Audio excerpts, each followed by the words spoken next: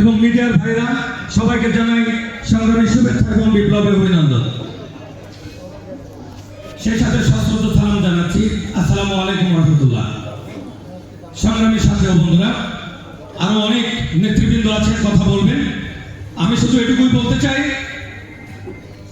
যে আগামী 12 তারিখের প্রোগ্রামকে ঘিরে যে আয়োজন, এই প্রস্তুতি সবাই আমাদের একটি ভাবনা মাথার মধ্যে কাজ করতে হবে, কোনো দ্বিধাদ্বন্দ্ব নয়।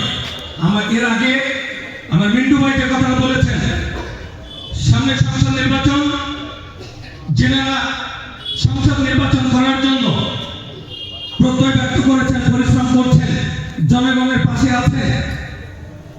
আপনাদের চিন্তা ভাবনার আলোকে সমগ্র বাগমারা, তাইপুর পৌর এবং ভবানীগঞ্জ পৌরসভার সকল সামনে এগিয়ে নিয়ে যাওয়ার জন্য যে পরিশ্রম করার দরকার, যে মনোভাব নিয়ে আসার দরকার, মিলে শক্তিশালী হয়ে অপশক্তিকে রুখে দিয়ে আগামী বাংলাদেশ জাতীয়তাবাদী দলের হবে, এই প্রত্যাশা ব্যক্ত করে আগামী 12 তারিখের প্রোগ্রামে স্বতঃস্ফূর্তভাবে অবিস্মরণীয় একটি প্রোগ্রাম বাগমারার মাটিতে যেন হয়, সেই সকলের প্রতি